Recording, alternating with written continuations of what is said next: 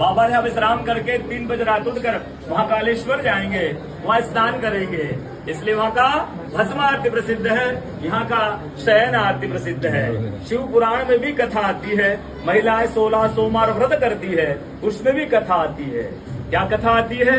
प्रतिदिन भोलेनाथ आते हैं, माँ के साथ विश्राम करके सुबह ब्रह्म मुहूर्त में उठकर चले जाते हैं। एक दिन जब भोले बाबा माँ के साथ पधारते हैं तो माँ पुजारी से पूछती, पुजारी हमें विश्राम के लिए जा रहे हैं, ये चौपड़ पासे में किनकी जीत होगी? पुजारी बोलती कि आज ही भोले बाबा जीतेंगे। ऐसा बोलकर पुजारी घर चले जाते हैं। भोले बाबा माँ विश्राम के लिए चले जाते हैं। सुबह ब्रह्म मुहूर्त में जैसे ही भोले बाबा माँ बाहर निकलते हैं, पुजारी द्वार पर रहते तो माँ पुजारी से पूछती, पुजारी कल मैंने आपसे पूछा था हमें विश्राम के लिए जा रहे, चौपड़ पासे में किनकी जीत होगी? आपने कहा भोले बाबा जीतेंगे। भोले बाबा नहीं, मैं जीती हूँ। माँ ऐसा बोल करके उनको श्राप देके चली जाती है। उनके तुरंत पश्चात अप्सराएं शिवलिंग पे जल चढ़ाने आती है। तो अप्सराएं पुजारी से पूछती, पुजारी अस्वस्थ क्यों हो गए? आप तो ठीक थे। फिर पुजारी बताते हैं, प्रतिदिन भोले बाबा माँ के साथ विश्राम करके चले जाते थे। कल भोले बाबा माँ के साथ पधारे, माँ ने मुझसे पूछ लिया, पुजारी हमें विश्राम के लिए जा रहे, चौपड़ पासे में किनकी जीत होगी? मैंने कहा भोले बाबा जीतेंगे। भोले बाबा नहीं, माँ जीत गई, माँ मुझे श्राप देके चली गई। अप्सराएं बोलती, चिंता न करो, हम अंदर जाकर शिवलिंग की पूजा करके आते, फिर इसका उपाय बताएंगे। अप्सराएं अंदर जाकर के शिवलिंग की पूजा करके बाहर आकर बोलती, पुजारी आप 16 सोमवार व्रत कीजिएगा, व्रत करते ही स्वस्थ हो जाएंगे, व्रत करते ही ठीक हो जाएंगे। ये वो कथा का दर्शन प्रतिदिन ओंकारेश्वर ज्योतिर्लिंग में होता है।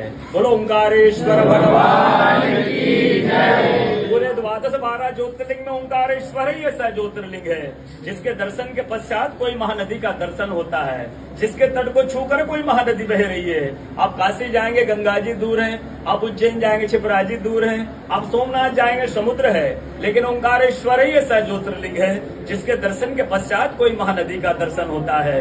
वो महानदी है रुद्रदेहाज विद्महे मेघकन्याज धीमहि तन्नो नर्मदा प्रचोदयात्। भगवान शंकर की देह से पसीने के बूंद से निकली है माँ नर्मदा।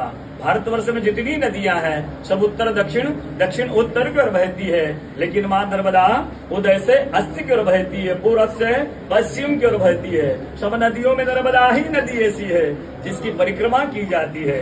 सब नदियों में नर्मदा ही नदी ऐसी है जिसके जितने कंकर हैं सब शंकर है।